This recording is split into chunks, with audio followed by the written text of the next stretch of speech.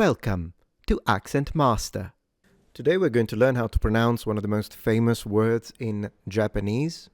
And the meaning is a type of interactive entertainment system usually offered in nightclubs, bars, and specific buildings where people sing along to pre-recorded songs.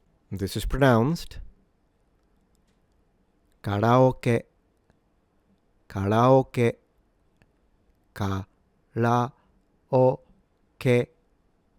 KARAOKE. So first and foremost, for the pitch, this is a low to high. Ka starts low, ra is already high, and then it stays high. KARAOKE. Notice it's not pronounced karaoke. But interestingly enough, it's actually a mixture of two words. The first one is in Japanese, and it means empty. In fact, it's the same kara that you find in the word karate, which means empty hand. In this case, it's empty, oke. Oke mean a shortened version of the English word orchestra. So, karaoke means empty orchestra. Thank you for watching Accent Master.